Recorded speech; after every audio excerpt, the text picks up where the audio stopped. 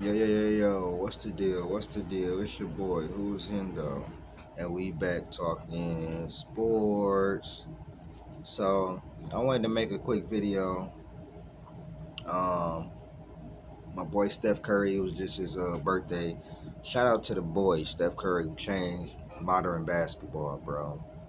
Very influential. Not the most influential, that's MJ. Don't let people tell you otherwise. Steph looked up to MJ. AI look up to MJ. I would say those the three most influential: MJ, Steph, AI. Kobe, he influenced the mentality of the game. People underrate Kobe's influence on the mentality. Like people like following, like, you know what I'm saying, following his work ethic and his mentality and everything. Bron influenced the game too, but those would be the three: MJ, Steph, and AI, the most influential players. You know what I'm saying? Magic too. Magic is definitely Magic Bird, you know what I'm saying? But you could argue AI and Steph over them too. Especially Steph. But I wanted to talk about Steph Curry and why I think he's underrated.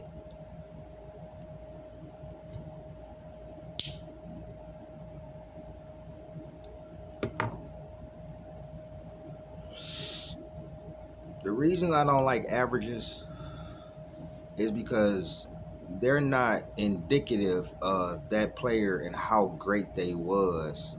You know what I'm saying? Because you have to put context around them. A player could play 16, let's say a player played 16 years and he averaged 28 points a game, you know what I'm saying, for 16 years. And then those last 4 years, he averaged like 7 points a game. His average is going to go down to like 24, maybe 20, maybe 25 points a game, where he was really almost a 30 point per game scorer. Or let's say another player played 15 years. 10 years, he averaged 20 points a game, and then for those 5 years he get injured or something, injure his ACL, he out a year, then he come back, and those next 4 years he averaged 9 points a game. Now his average is at like 16 points a game. You know what I'm saying? So averages really are misleading sometimes, and people like Kobe's averages is misleading. Steph average is misleading too. The 24, he averaged 24 6.4 assists and 5 rebounds a game. But 2012 he was hurt. 2020 he didn't play, so he had 2 years that he was out. 1 year he like from like '09 he averaged like 17 points a game. Then he started going up into the 20s.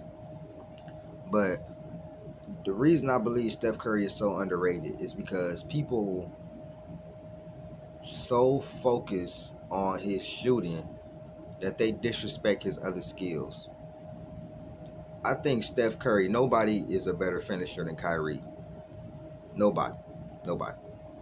But if it's anybody that I think that's close or maybe could rival him, it's Steph Curry. I think his finishing is top tier. Top tier. I told y'all, I think Curry is a top 10 passer of all time. And I'll argue that with anybody. I'll pull up his clips, all that. His assist is not indicative of how great a passer he is, bro. That's why you have to go watch. Just like Bird, his assists are not indicative of. Bird is a top 5 passer of all time to me. If you see some of the passes that Bird did, bro, it's some of the same passes Jokic is doing today, bro. Like, I'm dead ass. And Curry, bro. Y'all remember the pass he did to KD? The behind the back. and just stood there. Or what about the pass he did to Andrew? I think it was David Lee, where he faked him this way and then came back this way. Or the pass this year he did to Gary Payton at the 3-point line and just a hook pass. You know what I'm saying? A hook lob pass from the 3-point line.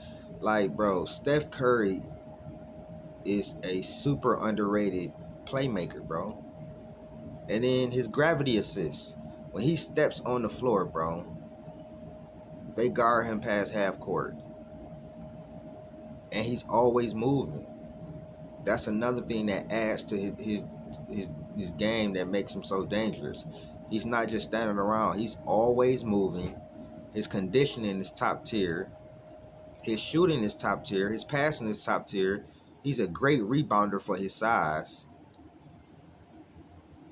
He can shoot the mid range, shoot the three, best free throw shooter of all time.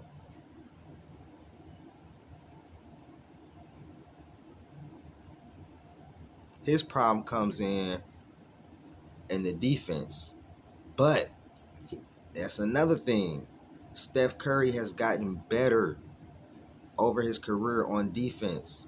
You can't tell me Steph Curry in 2016 is the same defender as Steph Curry in 2023 or 2024.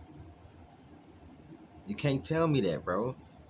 Steph Curry in 2016 would not have been able to do that to LeBron the other night. He would not. He would have got bumped back, bro. Everything, but I promise you, he would not have been able to do that to LeBron in 2016. Steph Curry has gotten bigger. He's gotten stronger. His defense has gotten better. He's not an all defensive type of defender, but I would say he's damn near average. He's average defender now.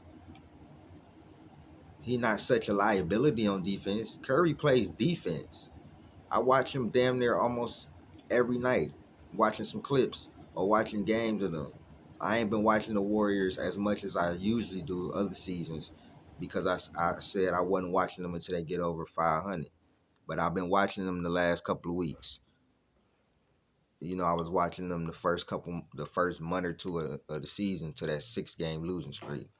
But Stephen Curry is really underrated, bro. And I agree with what Ticket said, I think. LeBron is closer to Steph than he is Jordan. I'm just gonna keep it real. What separates Bron is his defense. Bron's defense and then the era he came up into is kind of what separates him and Steph. You know what I'm saying? If Steph was a lot better on defense, it'll be a lot closer. But like I said, I always said this.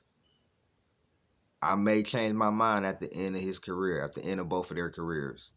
Or if Steph get 5. If Steph get 5, I'm definitely putting him over LeBron. That's for sure. I might put him in my top 5. Like low key, I really might put him in my top 5.